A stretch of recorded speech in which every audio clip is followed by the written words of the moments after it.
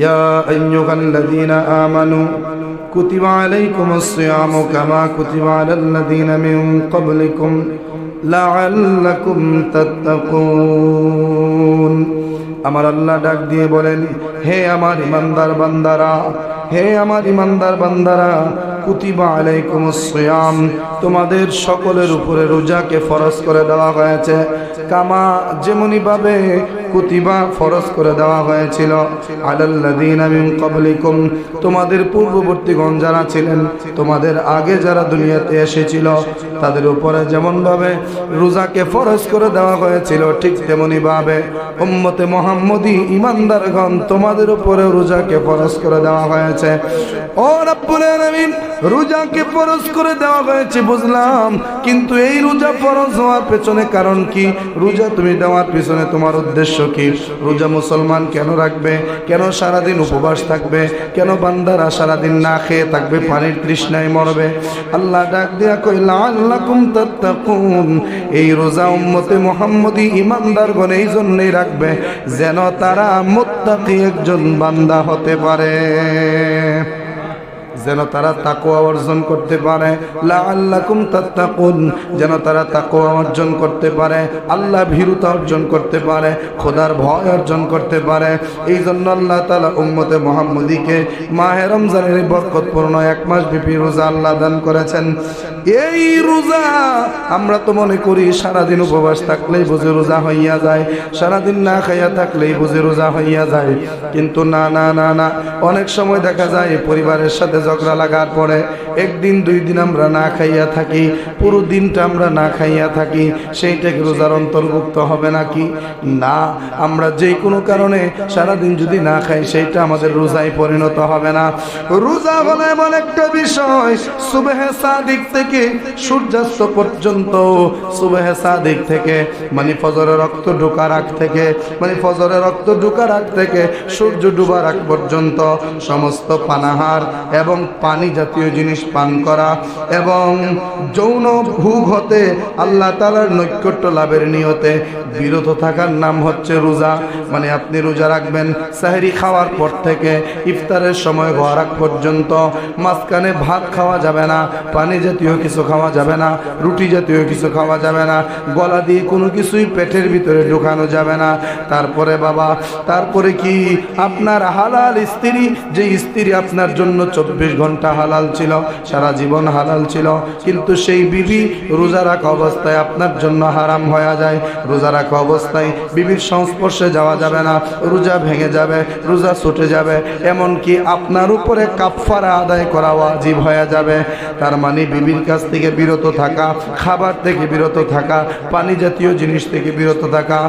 বাবার আমার যৌন উত্তেজনামূলক যা কিছু আছে সকল কিছু থেকে নিজের সম্পূর্ণরূপে সংযত করার নাম, বিরত রাখার নাম হচ্ছে রোজা।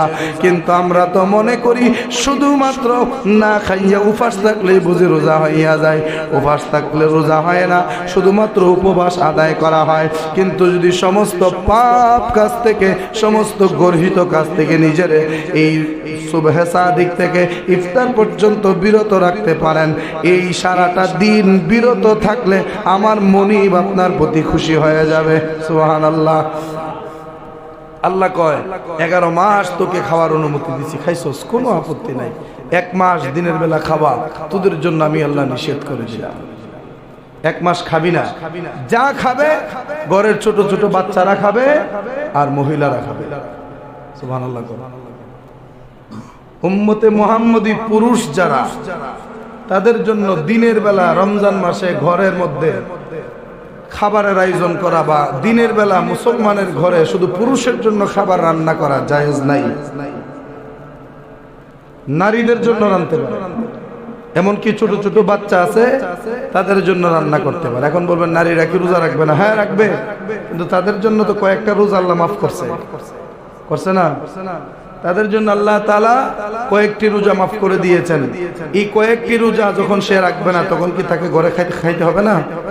খাইতে হবে, সে ঘরে খাবে, সমস্যা নাই। কিন্তু পুরুষ মানুষ একমাত্র উযর ছাড়া, কারণ ছাড়া, রোগ ছাড়া, অসুস্থতা ছাড়া পুরুষের জন্য রোজা ভাঙা কবিরা গুনাহ, ফরজ তরককারী মস্ত বড় অপরাধ। এবার আসেন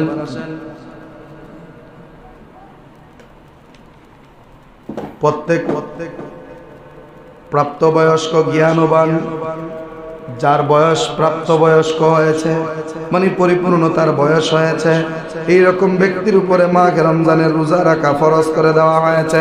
শুধু ফরজ নয়, যেইটাকে বলা হয় ফরজে আইন, মানে যার যার জন্য ফরজ, যার যার জন্য ফরজ, এটা ফরজে আইন। ফরজে কিফায়া হলো একজনের পক্ষ থেকে আরেকজন আদায় করলে হয়ে যায়। ফরজে আইন হলো আপনার জন্য, এটা আপনার উপরে ফরজ, আপনাকে আদায় করতে হবে। আর এটা ইসলামের অন্যতম একটি রুকন। রোজা যেই ব্যক্তি অস্বীকার করবে সে কাফের হয়ে যাবে, আর যেই ব্যক্তি রোজা বর্জন করবে মানে ত্যাগ করবে, রোজা রাখবে না, এমনিতে ইচ্ছা করে রোজা রাখবে না, সে ফাসেক এবং পথভ্রষ্ট হয়ে যাবে। ফাসেক আর পথভ্রষ্ট ব্যক্তি জাহান্নামের উপযুক্ত, আর কাফেরের তো কোনো মানে নজিরই নেই, সে একদম জাহান্নামের কঠিন অবস্থার মধ্যে সে থাকবে। রোজা অস্বীকার করলে কাফের, রোজা না রাখলে সে কবিরা গুনাহগার, ফাসেক এবং পথভ্রষ্ট।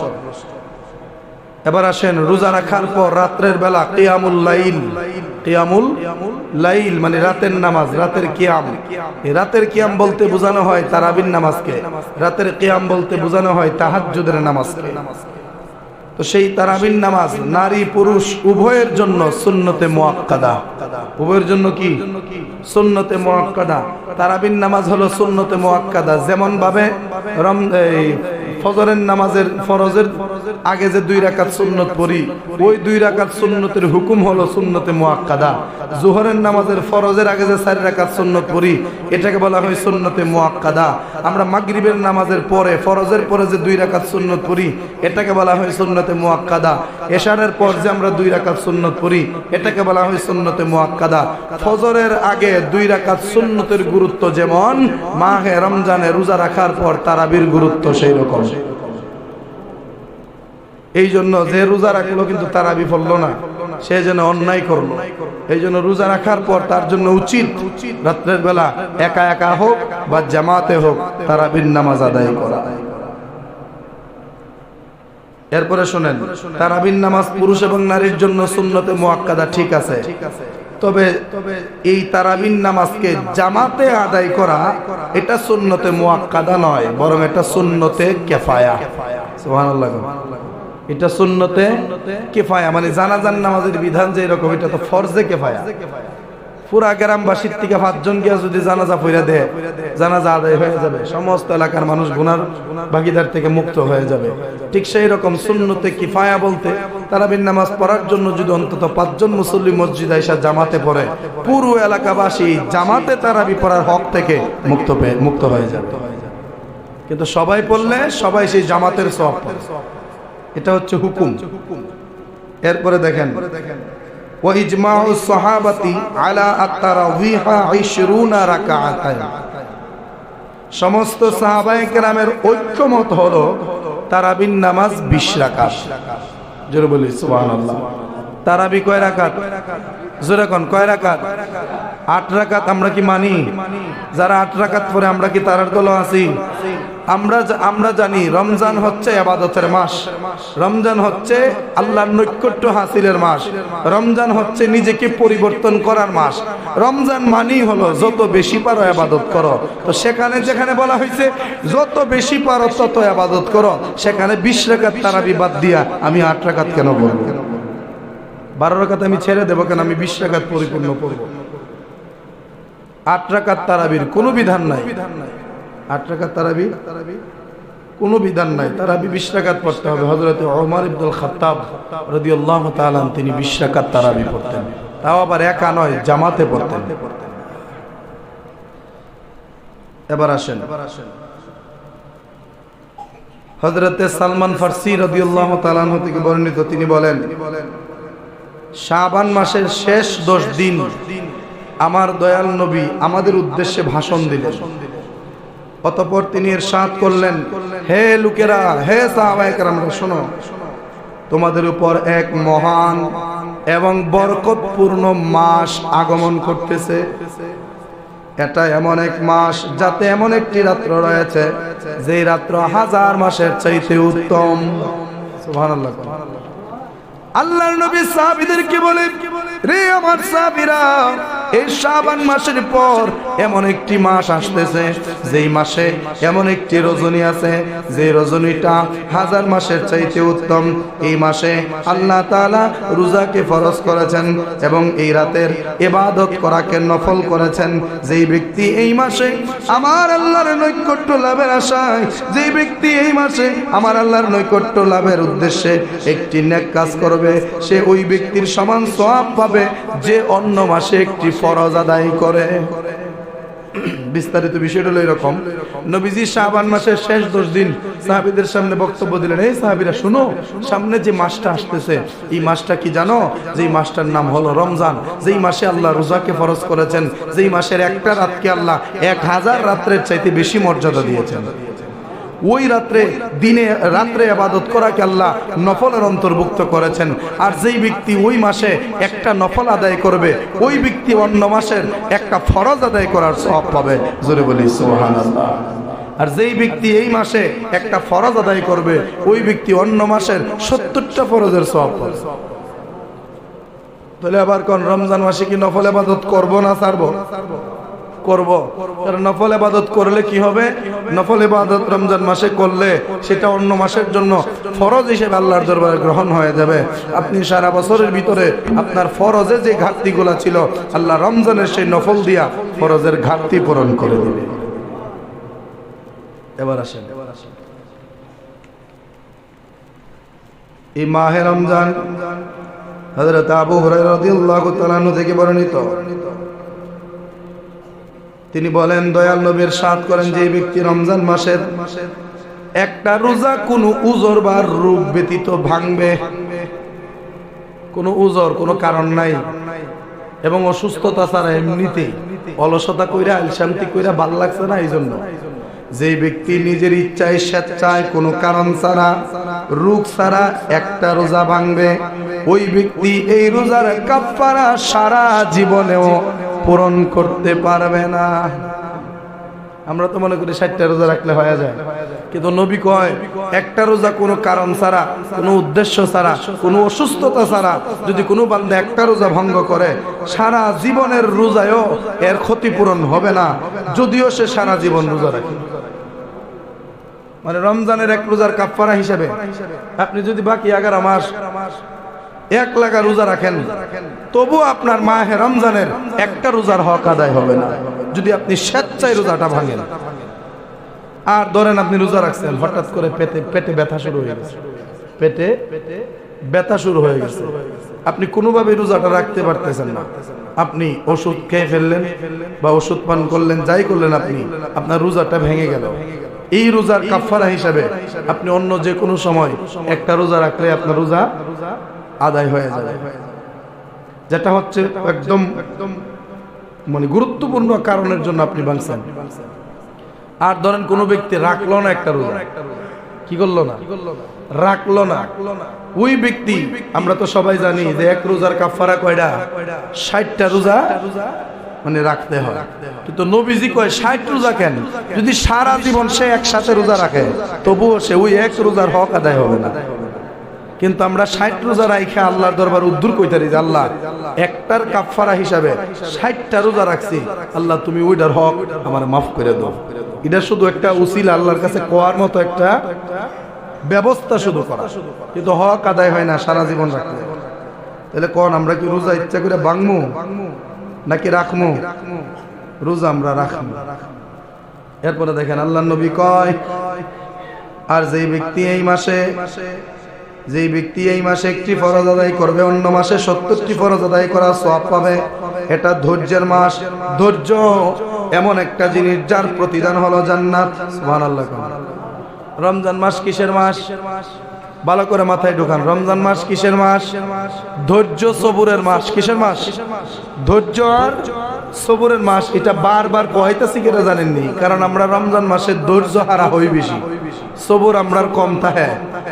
কারণ ইফতারের আগ মুহূর্তে আসর থেকে মাগরিবের সময়টা খুবই ডেঞ্জারাস। এই রমজান মাসে আসর থেকে মাগরিবের সময়টা খুবই ডেঞ্জারাস, খুবই ভয়ঙ্কর। ওই সময় বালা মানুষ দেখবেন কাজে লেগেছে। ওই সময় ব্যবসা করতে গিয়ে দেখবেন ব্যবসায়িকের সাথে কাস্টমারের কাজে। কাস্টমারের সাথে ব্যবসায়িকের কাজ যায়। ও মা গো, বাজারও কাল্লা গিয়া বাজারের অবস্থা দিকে যা বুঝলাম, রমজান মূলত ইমানদারের জন্য না, রমজান মূলত মুসলমানের জন্য না, রমজান হচ্ছে 3 ধরনের ব্যবসায়িকদের জন্য। প্রথম 10 দিন যে রমজান, প্রথম 10 রোজা হইল যারা কাঁচামাল বেচে এরার জন্য না, মিছা কথা কইছি, মিলাই দেখুন। প্রথম 10 রোজা কাঁচামাল যারা বেচে, লেম্বু, ধনিয়া পাতা, কাঁচামরিচ, কলা, এই জাতীয় জিনিস কাঁচামাল বলতে যা বেচে, এই প্রথম 10 দিন হইল এরার। আর দ্বিতীয় 10 দিন কার জানেন? রমজানের দ্বিতীয় 10 দিন হইল কাপড় ব্যবসায়ীদের। কারণ 10 রোজা থেকে 20 রোজা পর্যন্ত তো কাপড় কেনার ধুমটা থাকে। এরপরের যে 10 দিন, এই 10 দিন হচ্ছে পরিবহন মালিকের। পরিবহন মালিক বলতে বাসের মালিক, ট্রাকের মালিক, মাইকুর মালিক, সিনজির মালিক, রিক্সার মালিকের। কেন?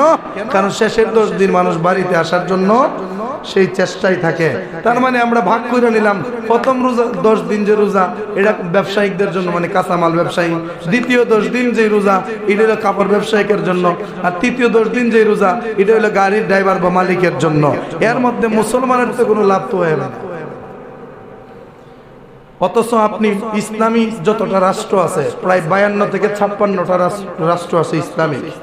সেই ইসলামিক প্রত্যেকটা রাষ্ট্র, মুসলিম প্রত্যেক বিশ্বে বা প্রত্যেকটা রাষ্ট্রে আপনি যাওয়ার পরে দেখবেন রমজান আসছে, রমজান বহির্ভূত যদি জিনিসটার দাম থাকে 40 টাকা, রমজান আসার পরে এটার দাম করে দেওয়া হয়েছে 20 টাকা।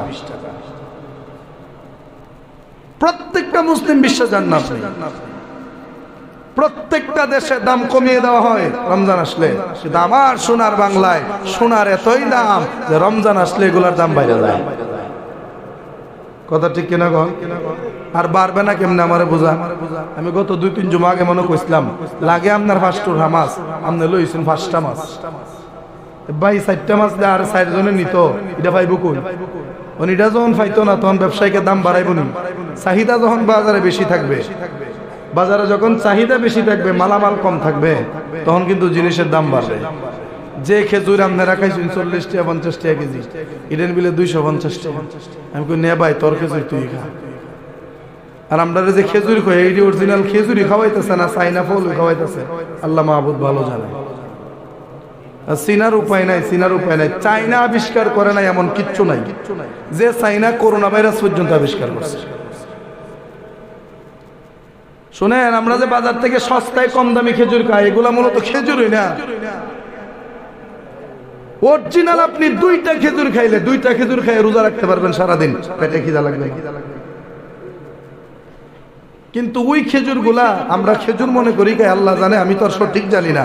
কিন্তু আমরা যা ইন্টারনেটের মাধ্যমে, সোশ্যাল মিডিয়া, গুগলের মাধ্যমে আমরা যা জানলাম যে চাইনারা বাজারে খেজুরের মানে চাহিদা বেশি থাকার কারণে তারা তাদের কেমিক্যালের মাধ্যমে এক ধরনের গাছ উৎপন্ন করে, যেইটা থেকে এক ধরনের ফল তারা বের করে, হুবহু দেখতে খেজুরের মতো। দেখতে কিসের মতো? খেজুরের মতো। এটাকে কেমিক্যাল দিয়ে খেজুরের স্বাদ করে এই মার্কেটের মধ্যে ছেড়ে দেওয়া হয়, যেটাকে আমরা খেজুর বলে খাচ্ছি। মনে রাখবেন, যদি কাউকে বিষাক্ত সাপে কামড় দেয়, কিসে কামড় দেয়? বিষাক্ত সাপ, ধরেন ওই যে ফানক সাপ যারা রেখল, ঘুকরা, ঘুকরানি, এই ঘুকরা সাপ যদি আপনারা সুবল দেয়, বা সবচাইতে বিষাক্ত কোন সর্প যদি আপনারা সুবল দেয়, আপনি যদি সাথে সাথে একটা আজওয়া খেজুর, কি খেজুর? একটা আজওয়া খেজুর যদি অরিজিনাল একটা আজওয়া খেজুর যদি আপনি খেয়ে ফেলতে পারেন, খোদার কসম সাপের বিষ পানি হয়ে যাবে। খেজুরের এত পাওয়া। একটা আজওয়া খেজুর সাপের বিষ পানি করে দিতে পারে। আর বাজারে বিক্রি করা যদি 1 মণ খেজুর আমারে খাওয়ায় দেন, মাগার সাপের বিষ কিতা পানি করবো, উন্দুর কামড় দিলে এটার বেদনা যেত না। এতে বোঝা যায় অরিজিনাল খাবার আমরা খেতে পারছি না। এরপরও বাজারে মালামালের চাহিদা বেশি, ব্যবসায়িকরা যাবে কোথায়? আমরাই তো একদিন বাজার করে 10 দিনের বাজার গড়াই না থই দিই, তাহলে এটা বাজারের ঘাটতি। কিন্তু এটা এক ধরনের মজুদদারি। যাক, এদিক দিয়ে আমি যাইতাম না, এটা সামনের দিকে আলোচনা করা হবে ইনশাআল্লাহ। এবার আসেন, হযরত আব্দুল্লাহ ইবনে ওমর রাদিয়াল্লাহু তাআলা আনহু থেকে বর্ণিত, তিনি বলেন, আমার দয়াল নবী ইরশাদ করেন, নিশ্চয় বছরের প্রথম থেকে পরের বছর রমজানের জন্য আমার আল্লাহর জান্নাতকে সাজানো হয়। মানে গত বছর রোজা শেষ হওয়ার পর ঈদুল ফিতরের দিন থেকে জান্নাতকে সাজানো হইতেছে। সুবহানাল্লাহ। জান্নাতকে সাজাচ্ছে, জান্নাতের সৌন্দর্য বাড়াচ্ছে, জান্নাতের স্বাদ সজ্জা আল্লাহ তাআলা ফেরেশতাদেরকে দিয়া বাড়াচ্ছেন, বাড়াইতে বাড়াইতে এই বছর রমজান আসার আগ পর্যন্ত আল্লাহ জান্নাতকে সাজাইছেন। এরপরে দেখেন নবী কি করে। অতঃপর যখন রমজান মাসের প্রথম দিন হয়, মানে প্রথম রোজা যখন হয়, তখন আরশের নিচে জান্নাতের গাছের পাতা হতে ডাগর চক্ষু বিশিষ্ট হুরদের প্রতি এক হাওয়া প্রবাহিত হয়। মানে যখন রমজান শুরু হয় প্রথম দিন জান্নাতের নিচ থেকে, নিচ বলতে জান্নাতের গাছগুলো তো সবগুলো আপনারা তো জানেন যে জান্নাতের গাছ সবগুলো কি শিকড় উপরে আর পাতা কি নিচের দিকে। জান্নাতের সব গাছের শিকড় উপরে আর ফল নিচের দিকে। কারণ আমরা এখন বর্তমানে দুনিয়াতে গাছের ফল খাইতে গেলে গাছে উঠা লাগে, উইটা ফল খাওয়া লাগে। কিন্তু জান্নাতীদেরকে আল্লাহ বলবে তোমরা যথেষ্ট কষ্ট করেছো দুনিয়াতে, এই জান্নাতে এসে গাছ বায়া খাইবা না, এটা হইতে পারে না। তোমরা খালি কইবা ফল অটোমেটিক মুখের সামনে যাবে। এটারে ফিটই করে দিছি উল্টা। যদি কন্যা সুবহানাল্লাহ। ওই জান্নাতের নিচ থেকে যে পাতা, ওই গাছের পাতা হতে বা ওই গাছের পাতায় পাতায় ডাগর চক্ষু বিশিষ্ট, ডাগর ডাগর চোখ আমরা কই না, যে মুখের চোখটা ডাগর ডাগর দেখা যায়, এরকম ডাগর ডাগর চক্ষু বিশিষ্ট হুর, যে হুর আল্লাহ একজন মুমিনকে দান করবেন 70টা। আরো জোরে কোন ইতাওয়াজ করলে সুশীল সমাজ দূরে থেকে দেখে আসে, দাঁড়ে আসে, এটা বাদ দেয়, কিন্তু দূরে অনেকে আসে। হুর এমন একটা সৃষ্টি, যে হুরদের ব্যাপারে আমি যতদূর জেনেছি আল্লাহ তাআলা এক একটা হুর এমন প্রক্রিয়ায় সৃষ্টি করেছেন বা এমন সুন্দর করে আল্লাহ হুরদেরকে বানাইছেন, হুরদের শরীরে 70 পাল্টা কাপড় থাকবে, জান্নাতি কাপড়। এরপরে ওই কাপড়ের ফাঁক দিয়ে হুরদের শরীরে সে রক্ত সঞ্চাল পর্যন্ত দেখা যাবে। আর শরীর নরমের ব্যাপারে হাদিসে নবীজি বলছেন একটা ডিম, ওই ডিমের ভিতরে তো কুসুম থাকে, ওই কুসুমের বাহির দিয়া যে সাদা সাদা আবরণ, ডিমের যে সাদা পদার্থটা, কুসুম তো একটু শক্ত থাকে, কিন্তু সাদা পদার্থটা যতটুকু নরম, জান্নাতের হুরদের শরীর তার চাইতে আরো বেশি নরম। ওই রকম হুর, হুর মানে বিবি আর কি, আমাদের বউ। জান্নাতীদেরকে আল্লাহ একটা দুইটা না 70টা দিব। কয়টা দিব? 70টা হুর আল্লাহ জান্নাতীদেরকে দিবে খেদমত করার জন্য। সুবহানাল্লাহ করেন। আর একটা থাকবে অতিরিক্ত, একটা থাকবে কি অতিরিক্ত, মানে এক্সট্রা বোনাস, একটা থাকবে বোনাস হিসেবে। তইলে হইলো কয়টা? 71টা। আর আপনার বিবি যদি জান্নাতি হয়ে থাকে, আপনার দেখানো পথে চলে থাকে, আপনার বিবি হবে 71টা হুরের সর্দার। যেরকম সুবহানাল্লাহ, 71টা হুরের সর্দার হবে আপনি যাকে নিয়ে সংসার করছেন সে। আর তাকেও আল্লাহ এত সুন্দর দিবে যে 71টা হুরের চাইতে আপনার দুনিয়ার থাকতে যে বিবিটা কালা হোক আর দলা হোক, এটারে বেশি সুন্দর দেখা যায়। সুবহানাল্লাহ কইতেন না? ওই জন্য আমরা বলি বিবাহ এটা দুনিয়ার বন্ধন নয়, বিবাহ এটা দুনিয়া আখিরাতের বন্ধন। কথা ঠিক কিনা? কিন্তু আমরা তো এটারে এমন ভাবে নিছি। এবার আসেন, এই হুরদের গায়ের মধ্যে একটা জান্নাতি হাওয়া লাগিয়ে দেওয়া হবে। অতঃপর তারা বলবেন, মানে হুরগুলা বলবেন, হে আল্লাহ, তোমার বান্দাদের মধ্য থেকে আমাদের জন্য এমন স্বামী নির্ধারণ করুন। সুবহানাল্লাহ। এমন স্বামী নির্ধারণ করুন যাদের দেখে আমাদের চক্ষু শীতল হয়ে যাবে এবং আমাদেরকে দেখে তাদেরও চক্ষু শীতল হয়ে যাবে। জোরে কর না সুবহানাল্লাহ। এটা হুরদের আকাঙ্ক্ষা থাকবে। কার আকাঙ্ক্ষা? এই দুনিয়ার সিস্টেম কি, মেয়ে ছেলেকে প্রস্তাব দেয় না ছেলে মেয়েকে প্রস্তাব দেয়। যেরকম বিয়ার সিস্টেম কি, জামাইয়ের বাড়ির পক্ষ থেকে মেয়ের বাড়ি মানে কন্যার বাড়িতে প্রস্তাব নিয়ে যাওয়া লাগে। এটা হচ্ছে কন্যার সম্মান। এটা কার সম্মান? কনের সম্মান। আর পুরুষের দায়িত্ব, পুরুষের কি দায়িত্ব? পুরুষের দায়িত্ব নারীর কাছে প্রস্তাব দেওয়া। আর জান্নাতীদেরকে, জান্নাতি হুররা আল্লাহকে বলবে, আল্লাহ আমাদের জন্য এমন স্বামী আপনি নির্ধারণ করুন যাদেরকে দেখলে আমরা হুরদের চক্ষু শীতল হয়ে যাব। এমনকি তারাও যখন আমরা হুরদেরকে দেখবে তাদেরও চক্ষু শীতল হয়ে যাবে। ওই চক্ষু শীতল হওয়ার মতো হুর আল্লাহ আপনাকে দান করবেন মাহে রমজানের 30টা রোজা যদি তাকওয়ার সাথে আল্লাহর ভয়ের সাথে আপনি রাখতে পারেন। এবার আসেন শেষের দিকে আমি যাচ্ছি। হযরত হাসান রাদিয়াল্লাহু তাআলা আনহু থেকে বর্ণিত, হযরত ওমর ইবনুল খাত্তাব রাদিয়াল্লাহু তাআলা উবাই ইবনে কাবের পেছনে তারাবির নামাজ পড়ার জন্য লোকদেরকে একত্র করেছেন। অতঃপর উবাই ইবনে কাব রাদিয়াল্লাহু তাআলা লোকদেরকে সাথে নিয়ে তারাবির নামাজ 20 রাকাত পড়লেন। কয় রাকাত? দুরগণ কয় রাকাত? 20 রাকাত। কেন বারবার বলতেছি? কারণ বর্তমান সমাজে ফিতনা ঢুকে গেছে। 8 রাকাত তারাবি পড়েই মুসলমান দৌড় দেয়, বিতির 1 রাকাত পড়েই মুসলমান দৌড় দেয়। এইরকম নামাজ সুর, ইবাদত সুর, রাকাত সুর কিছু নাফিস মার্কা মৌলবী আছে না নাই? এগুলার থেকে সাবধানে থাকবেন। যেই মৌলবী আপনারা খালি ইবাদত বাড়াইবার কথা কইব মনে করবেন এই সঠিক, আর যেই মৌলবী কইব দূর যতলা লাগে না 20 জায়গা 8 রাত পড়লো চলে, বিতির 3 রাত 1 রাত পড়লো চলে, মোনাজাত নাই, জানাজার পরে দোয়া নাই, মনে করবেন এগুলা সবগুলা হচ্ছে আপনার ভ্রান্ত বাতিল ফিরকার মৌলবী। এর থেকে নিজের বাঁচাবেন, তাহলে আমাদের ঈমানও বাঁচবো, আমলও বাঁচবো, সব বাঁচবো। তাহলে আমরা একটা হাদিস থেকে পাইলাম উবাই ইবনে কাব রাদিয়াল্লাহু তাআলা লোকদেরকে সাথে নিয়ে তারাবির নামাজ পড়েছেন 20 রাকাত। কয় রাকাত? হযরত উমর রাদিয়াল্লাহু তাআলা উনি ইমাম বানাইছেন উবাই ইবনে কাবকে। উবাই ইবনে কাব রাদিয়াল্লাহু তাআলা কে ইমাম বানায়া আমার নবীজির দ্বিতীয় খলিফা উমর রাদিয়াল্লাহু তাআলা উনার পিছনে দাঁড়ায়া তারাবি জামাতে পড়ছেন কয় রাকাত? 20 রাকাত। তাহলে আমরা 20 রাকাতের দলিল পাইলাম। তারপর ইয়াজিদ ইবনে রুমান রাদিয়াল্লাহু তাআলা আনহু থেকে বর্ণিত, তিনি বলেন হযরত ওমর ইবনুল খাত্তাব রাদিয়াল্লাহু তাআলা আনহুর সময়, ওই সময়ে লোকেরা বিতির 3 রাকাত সহ রমজানে 23 রাকাত অতিরিক্ত নামাজ পড়তেন। যেরকম সুবহানাল্লাহ। বিতিরের কয় রাকাত সহ? 3 রাকাত সহ রমজানে কত রাকাত পড়তেন? 23 রাকাত পড়তেন। কয় রাকাত? 23 রাকাত। তো আমি হিসাব মিলাইয়া দেখছি আপনার যারা আহলে হাদিস নামাজহাবি এরা তো এশারের আগের 4 রাকাত সুন্নত মানে না, এরা কো সুন্নত জায়েদার দরকার না, এরা শুধু মানে এশারের 4 রাকাত ফরজ, পরের 2 রাকাত সুন্নত, আর মনে করেন বিতির 1 রাকাত করে হতিল 4 আর 2 6 আর 1 7, আর তারাবির নামাজ পড়ে 8 রাকাত। কত হইল? 15 আর তাহাজ্জুদ পড়ে 8 রাকাত। কত হইল? 23।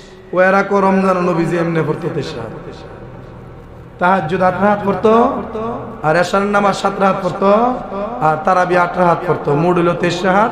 এই 23 রাকাত রমজানে পড়ানো উত্তম, এটা নবীর সুন্নাত। নাউজুবিল্লাহ। আর হযরত উমর বলে যে রমজান মাসে তারাবি সহ বিতির 3 রাকাত সহ রমজানে 23 রাকাত নামাজ পড়া হতো। তার মানে তারাবি 20 আর বিতির 3 মিল্লা কত? 23। আর এশারের যে 17 রাকাত নামাজ বা এশারের 9 রাকাত নামাজ যাই কোন, আপনি এশারের নামাজ কি শুধু রমজানে ফরজ না সারা বছর? সারা বছর ফরজ। তারপরে তাহাজ্জুদের নামাজ কি শুধু রমজানই ফরজ সুন্নত না সারা বছর? সারা বছর। তার মানে তাহাজ্জুদের বিষয়টাও আলাদা, এশারের বিষয়টাও আলাদা। অতিরিক্ত নামাজ যেটা এশারের পর বিতিরের আগে পড়া হয় সেটা হচ্ছে মোট 23 রাকাত, যেটা হচ্ছে বিতির 3 রাকাত আর এশারের নামাজ তারাবির নামাজ 20 রাকাত, এই মোট 23 রাকাত নামাজ। তাহলে আমরা পাইলাম রমজানে আমার নবী কিয়ামুল লাইল হিসাবে 23 রাকাত নামাজ পড়তেন, আমরাও পড়বো ইনশাআল্লাহ। এবার আসেন হযরত আব্দুল্লাহ ইবনে আব্বাস রাদিয়াল্লাহু তাআলা থেকে বর্ণিত, তিনি বলেন রমজান মাসে জামাত ব্যতীত তারাবি 20 রাকাত ও বিতির নামাজ পড়তেন। আমার নবীও 20 রাকাত পড়তেন, তবে জামাতে পড়তেন। সুবহানাল্লাহ। যারা বলে নবীজি 8 রাকাত পড়তো, এদের বিরুদ্ধেই দলিলটা হলো আপনার বাইহাকি সুনানে কুবরার 4 নম্বর খণ্ডের 60 পৃষ্ঠার 4720 নম্বর হাদিস। হযরত আব্দুল্লাহ ইবনে আব্বাস, যিনি আমার নবীজির চাচা ছিলেন, উনি বলেন রমজান মাসে জামাত ব্যতীত মানে জামাত ব্যতীত তারাবি 20 রাকাত এবং বিতিরের নামাজ আমার নবীজি পড়তেন। তার মানে নবীজি তারাবিও পড়তেন, বিতিরও পড়তেন, জামাতে পড়তেন না, নবীজি একা একা পড়তেন। আর সেটাকে নবীজির সাহাবী হযরত ওমর একত্রিত করে তিনি সেটাকে জামাতে রূপান্তর করেছেন। জোরে বলি সুবহানাল্লাহ। কারণ একা একা পড়লে মনোযোগ বিঘ্ন হওয়ার সম্ভাবনা থাকে, কিন্তু জামাতে পড়লে মনোযোগ সহকারে নামাজটা পড়া যায় এবং একজন মুসলমানকে দেখে আরেকজন মুসলমান অসুস্থ হয়ে গেলেও নামাজটা সম্পন্ন করতে পারে। কথা ঠিক না? গড় হইলে 8 রাত ফেরে কইলাম আরে আর পড়তাম নাজগা 12 রাত নামাজ বাড়ির দ্বারে নি 8 রাত পড়ছে, 8 রাতই যথেষ্ট। হুজুর তো কই 8 রাত বলে ফরন যা, আপনারা শতানে ধোকা দিয়ে 8 রাত পরে ঘুম পাতায় রাখবেন। কথা ঠিক কিনা? আল্লাহ যেন আমরা মাহে রমজানের এই কিয়ামুল লাইল, তারাবি 20, বিতির 3 এবং তাহাজ্জুদ সহ এক্সট্রা নফল বন্দেগী করার তৌফিক দেয় সকলে পড়ি আমিন। আর একটা বিষয় না বললেই হয় না, আজকে কয় রমজান? 2 রমজান। এই গত 2টা রাত 2টা মুয়াজ্জিন নকল পাগল হয়েছে, মুয়াজ্জিন নকল পাগল হয়েছে। মনে রাখবেন মুয়াজ্জিন তাকে বলা হয় যে আজানের মাকরু টাইম বুঝে, আজানের নির্দিষ্ট টাইম বুঝে, আজানের যে সময় দেওয়া যাবে না ওই টাইমটাও বুঝে, তাকে মুয়াজ্জিন বলা হয়। কিন্তু গত 2 দিন ধরে আশেপাশে যে মসজিদগুলো দেখতেছে, আল্লাহু আকবার, এই সাহরি খাবার টাইম শেষ হয়ে গেছে, আপনারা খানা পিনা বন্ধ করুন, আল্লাহু আকবার আল্লাহ। আচ্ছা কোন সাহরির সময় শেষ হওয়ার পরে আজান কি সারা জীবন উন্নয়ছেন নাকি কিছু বিরতি আছে এখানে? আমি যদ্দূর বুঝলাম, আমার জানা বিশ্বাস বেড়া মনে সারা রাত ঘুমাইছে নাকি ঘুমাইতো তাক না 5টা মিনিট আগে গেছে। তুমি তোমার নিজের স্বার্থে যদি 5 মিনিট আগে আজান দিয়ে দাও, তুমি কোন জাতের মুয়াজ্জিন হইলা?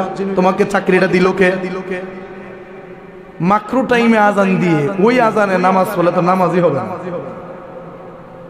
মনে রাখবেন, যখন বলা হয় সাহরির টাইম শেষ, এই টাইমটার পর থেকে আজান শুরু হওয়ার আগে মাঝখানে যে 5 মিনিট সময়, এটা এমন একটা সময় যেই সময়ে রাত্রটা দিনের ভিতরে ঢুকে আর দিনটা রাত্রের ভিতরে ঢুকে। সুবহানাল্লাহ। মানে অদল বদলটা চলতে থাকে, অদল বদলটা চলতে থাকে। তো ওই চলার সময়টাকে বলা হয় সুবহে সাদেক। আর এই সুবহে সাদিক আজান হয় না, বরং দিন যখন শুরু হয় তখনই ফজর আজান দিতে হবে। দিন যখন শুরু হয় তখনই ফজর আজান দিতে হবে। এখন কোন যে সূর্য উঠলে দিতাম না, যখন রাত্র শেষ হয় দিন ঢুকে তখনও অন্ধকারই থাকে। তখনও কি থাকে? অন্ধকারই থাকে। কতটুকু সময়? যতটুকু সময় সূর্য ডুবার পর রাত্র হইতে হইতে মাগরিবের রক্তটা থাকে। মাগরিব তো আমরা পড়ি কিছু আলো থাকতেই, ফোকাস থাকতে আমরা মাগরিব পড়ি। মাগরিব পরে জামাত পরে মসজিদ থেকে বের হওয়ার পরেও দেখি এখন আলোই দেখা যায়। এরপরে ধীরে ধীরে যে অন্ধকার নামে, এই যে মাঝখানে আধা ঘন্টা 40 মিনিট সময়, এটা হচ্ছে মাগরিবের রক্ত। ঠিক সেই রকম রাত্র শেষ হওয়ার পরে ফজরের রক্ত ঢুকে সূর্য উঠতে উঠতে মাঝখানেও ঠিক এইটুকু সময় অন্ধকার থাকে। আর এই টাইমটাই হচ্ছে ফজরের রক্ত। আর মাঝখানে 5 মিনিট এটা হচ্ছে মাকরু টাইম। এটা কি টাইম? মাকরু টাইম। এই টাইমে আল্লাহর রাস্তে আশেপাশে মুয়াজ্জিন, আমার মাইকের একটা কোয়েল আজগা নাই, মানে একটা কোয়েল আজগা না থাকার কারণে হয়তো আওয়াজটা অনেক দিক দিয়ে যাবে না, তো 3 দিকে যাবে। আমি উদ্দেশ্য করে বলছি, আমি কোনো মসজিদেরও নাম নিচ্ছি না, আমি কোনো মুয়াজ্জিনেরও নাম নিচ্ছি না। যেই মসজিদে সময় শেষ হওয়ার সাথে সাথে আজান দিয়ে দেন, আল্লাহর রাস্তে 5টা মিনিট অপেক্ষা করে তারপরে আজান দিবেন। আল্লাহ যেন তাদেরকে হেদায়েত করে বলে আমিন। এবার আসেন রমজানে যে ডাকাডাকি, এটা কয়ে দিই শেষ। রমজানে কি ডাকাডাকি? সম্মানিত মা বোনেরা, রাত্র 2টা বেজে গেছে। যারা যারা রান্না বান্না করবেন ঘুম থেকে উঠে যান। কাল্লা রাইতে আমি হাসছি, সেহেরির সময় আর কি। কেন হাসছি জানেন? দেহি না, আর এটা বাদ দিন না, দেহি যত বেড়ই অত বেড়ে সম্মানিত মা বোনরা, তা আমি কইলাম যে আমরা উঠছি কেন, আমরা ঘুমাইতেই দাও। সম্মানিত রোজদার মা ও বোনেরা, বাবা ভাই এরা কি দোষ করছে? আমি কইতে আমরা দুধ উঠতাম রোহিঙ্গা হিসাবে ঘুমাইতেই দুই বেলা। মা বোনরে ডাকছে, মা বোনে খাওয়া দাও। আচ্ছা, এটা একটু আমি মজা করছি। মা বোনরে ডাহে কেরা জানেন? কারণ মা বোন উঠলে ঘরের বেড়া এমনি উঠবে। কথা ঠিক না? মানে মা বোনরে ডাক দিয়ে যদি তুল্লা দিতে পারেন, এরা গুতায় গাতায় বেড়ারে করতে তুলবো, মানে বিছনাতে তুলবো। এই জন্য মা বোনরে ডাকা হয়। তা আমি মনে করি মা বোনে কইবার দরকার নাই, বাবা ভাইও করবার দরকার নাই, কইবার দরকার নাই। সম্মানিত রোজদারগণ, রোজদারের মধ্যে বেড়াও আছে, ভিডিও আছে, ওগুলি খুশি। কথা ঠিক কিনা? সম্মানিত রোজদারগণ, যারা রানবেন রান্দালান, আর রান্নার সময় আমি মনে করি মা বোনদেরকে ডাক দেওয়া যায়, কারণ রান্নার সময় কোনো বেড়া ঘুম থেকে উঠে না, লাইতেলে উঠতো না। এবার আসেন আমরা ডাকটা দিমু কোন সময়? এখন তো রাত্রটা কি বড় না? বড় কিনা বড়, দিন ছোট। তার মানে গতবার যে এই টাইমে ডাকতেন এখন এই টাইমে ডাকলে হইতো না। সাহরির টাইম হচ্ছে 5টা 8 পর্যন্ত। তাহলে 4টার সময় যদি কেউ খাওয়া শুরু করে 1 ঘন্টা 8 মিনিটে কি তার খাবার হবে না? আচ্ছা, খায়া নাসিরনগর গিয়ে একটা গ্যাস্ট্রিকের ওষুধ খাই করবেন, সমস্যা নাই। তাহলে 4টার থেকে 5টা পর্যন্ত 1 ঘন্টা ইচ্ছা মতো খাওয়া যায়। আমনে 2টার থেকে রান্না লেগে ডাকলে এসেছেন, রান্তি কতক্ষণ সময় লেগে যায়? কারণ প্রত্যেকটা ঘরে ঘরে গ্যাস আছে। অযথা মুসলমানের ঘুমের মধ্যে ডিস্টার্ব করা, শুধু মুসলমান না বিদুর্মীরা পর্যন্ত বিরক্ত হয় এই অতিরিক্ত ডাকের কারণে। ডাকাডাকির বিপক্ষে আমি জিন্দেগিতেও যাব না। কেন যাব না? এই ডাকাডাকি বন্ধ করার জন্য এক প্রকার মুসলমান চক্রান্ত করতেছে। এটা বন্ধ করে দিতে পারলে শতকরা 70% মানুষ ঘুম থেকে উঠতেও পারবে না, রোজাও রাখতে পারবে না, ইসলামের 12টা বাজবে। আরে সুশীল সমাজ আপনারা অনেকে কইন মোবাইল আছে, এলার্ম দিলে তুই উঠটা যান গাজা। আমার মত আমি আমার কথাই কই, আমি যে ইমাম সাহেব, আমি সেহরির সময় উঠতে পারি না আম্মা ডাক না দিলে। এলার্ম তো বাজে, এলার্ম বাজে, কিন্তু প্রত্যেকটা সংসারের সবচেয়ে বড় এলার্মের নাম হলো মা। কেডা? মা। কারণ মা যতদিন বাচ্চা রয়েছে অতদিন পর্যন্ত মোবাইলের অ্যালার্ম লাগে না, মা ওইটা কে তুলে দেয়। কথা ঠিক কিনা কোন? তো ওই মা, প্রত্যেকের মা বাপের হায়াত আল্লাহ বরকত দাও, কোন আমিন। আর মসজিদে যে ডাকাডাকি ডাকবেন, তবে লিমিট ক্রস করবেন না, লিমিট ক্রস করবেন না। যেমন কালকা দেখছি এক বেটা 20 মিনিটে কইছে একবার, 14 মিনিটে কইছে একবার, 8 মিনিটে কইছে একবার, 5 মিনিটে কইছে একবার, মোট হইল 4 বার। এই 20 মিনিটের ভিতরে 4 বার, এটা কি জুলুম না? এটা কি জুলুম না? জুলুম। এখন যদি কোনো মুসলমান কয় তুই ডাহাডাই করতে না, তখন কবে এ নাস্তিক হয়ে গেছে রে, এই মসজিদের মধ্যে রমজান মাসে ডাকবার লেগে দেয় না। আসলে এবারে ডাহার বিরুদ্ধে না, এবারে অতিরিক্ত ডাকাডাকির বিরুদ্ধে। এই জিনিসটা আমরা বুঝতে হবে, লিমিটের ভিতরে রাখবেন। 4টা থেকে 5টা সেহরি খাওয়ার সময়, 3টা থেকে 4টা রান্নার সময়। তাহলে আমরা গতবার ডাকছিলাম 2টার থেকে 1 ঘন্টা পিছাইছি না? 1 ঘন্টা তো পিছাইছে। যারা রান্না বান্নার জন্য ডাকবেন 3টা থেকে ডাকবেন, যে উঠলে উঠলো না উঠলে না। 3টা বাজে 1 ডাক, 3:30টায় 1 ডাক, 4টায় খাওয়ানোর ডাক। আমি বলি একবার ডাক দিবেন যে উঠেন যারা রান্না করবেন, আধা ঘন্টা পর যদি একটু বিরতি নেওয়ার সুযোগ থাকে তাহাজ্জুদ পড়া আরেকটা ডাক দিবেন, উঠেন রান্না বান্না করুন। 2টা ডাক দিয়ে দিলেন, শেষ আধা ঘন্টা পরে। তারপরে আপনার 3টার সময় ডাক দিলেন বা 4টার সময় ডাক দিলেন, সাহারি খাওয়ার সময় হয়েছে, আপনারা ঘুম থেকে উঠে সাহারি খান। কয়া বাড়িতে গেলেন গিয়া একদম শেষ মুহূর্তে 10 মিনিট বা 15 মিনিট থাকতে আপনি এসে বলবেন আর 15 মিনিট আছে, তারপরে টাইম শেষ, আজান হয়ে যাবে। এতটুকু বইলা দিয়া টাইম শেষের ঘোষণা দিয়ে আজান দিয়ে দেয়া। তাহলে মোট 4-5 বার ডাকাডাকি হলো। এত তো তেমন একটা ক্ষতি হলো না, কিন্তু 5 মিনিট পর পর, 5 মিনিট পর পর, 2 মিনিট পর পর, এটা তো আসলেই বিরক্তকর। আমি বলি যেই টাইমটাতে আপনি মানুষকে মানে খাবারের লেগে ডাক দিবেন, দিয়ে আপনি বাড়িতে যাবেন, এখানে ঘন্টাখানেক সময় থাকে, এই সময়টাতে মুসলমান কিন্তু তাহাজ্জুদ পড়তে পারে। কারণ আমি জানি কি বেশিরভাগ মুসলমান, হ্যাঁ কথা বলেন, বেশিরভাগ মুসলমান রমজানের তারাবির নামাজ পড়ে কিন্তু ঘুমায়া যায়। ঘুমায়া উঠে কোন টাইমটাতে জানেন? সাহেরি খাইবার 1 থেকে 1.5 ঘন্টা আগে ঘুম থেকে উঠে আধা ঘন্টা 40 মিনিট পর্যন্ত সে তাহাজ্জুদ পড়ে, এরপরে কিছুক্ষণ কোরআন তেলাওয়াত করে, এরপরে মুসলমান খাবার খায়। এরপরে মুসলমান কি খায়? খাবার খায়। তাহলে এই টাইমটা আমরা বিবেক দিয়া যাচাই করবার দরকার না, একটু বাছাই করার দরকার যে কোন টাইমটাতে মানুষ নামাজ পড়ার সম্ভাবনা থাকে। বা অনেকে আছে খাবার দাবার খাইয়া ফজর রক্ত ঢুকার 10 মিনিট 20 মিনিট আগের থেকে তাহাজ্জুদ করে। এই টাইমগুলো আমরা একটু চিন্তা ভাবনা করে ডাকাডাকির দরকার। আর যদি আপনি মসজিদে ডাক দিবেন ঠিকই, যদি 3 মিনিট লাগায় ডাক দেন, যে কোনো মানুষের ইবাদতে বিঘ্ন ঘটবে। আর যদি বলেন আর আধা ঘন্টা আছে, এর ভিতরে খাবার শেষ করেন, এইটুকু আওয়াজে তো আর কোনো বান্দার নামাজের সমস্যা হবে না। এই জিনিসগুলো একটু বিবেচনা করবেন, কারণ আমরা চাই না রমজানে যেটা আল্লাহ ইবাদতের জন্য দিয়েছেন যেই মাস, এই মাসে কোনো বান্দার ইবাদতের মধ্যে কোনো সমস্যা হোক বা ইবাদতের মধ্যে কোনো বিঘ্ন ঘটুক। আমরা ডাকবো একটা পুণ্যের কাজ, একটা নেক কাজের উদ্দেশ্যে মানুষকে ডাকবো, আর একজনের নেক কাজে যদি বাধা দেই তাহলে আর সওয়াবটা হইল কই? এই জিনিসটা একটু বিবেচনা করবেন। আল্লাহ তাআলা যেন আমাদের সবাইকে মাহে রমজানের 30টি রোজা সম্পন্ন করার তৌফিক দেয়, আমরা সকলেই পড়ি আমিন। তারাবির নামাজ পড়বেন তো ইনশাআল্লাহ। অনেকে রোজা রাখে ঠিকই, 5 ওয়াক্ত পড়ে না। রোজা রাখে ঠিকই, 5 ওয়াক্ত পড়ে না। কথা লম্বা যেতেছে, ডাহাডাই জিনিস নাই দিককার, এই জন্য একটু লম্বই করতেছে। আমনের রমজানের রোজা হইলো 1 ফরজ, আর 5 ওয়াক্ত নামাজ কি আরেক ফরজ। একটু বুঝছেন, শর্ট করে বুঝাইলে রমজানের রোজা 1 ফরজ আর 5 ওয়াক্ত নামাজ আরেক ফরজ। এখন রোজা রাখলেন ঠিকই, কিন্তু নামাজ পড়লেন না। এটা তো 1 ফরজ আদায় করে আরেক ফরজ ছাইড়া দেওয়ার মতো। মানে ধরেন, এটা একটু উদাহরণটা কেমন জানে হয়ে যায়, আপনারা আবার মাইন্ড করেন না, রাগ করেন না। আমার মা বোনদের ফরজ কিন্তু সারা শরীর ঢাকা, সারা শরীর ঢাকা কি ফরজ।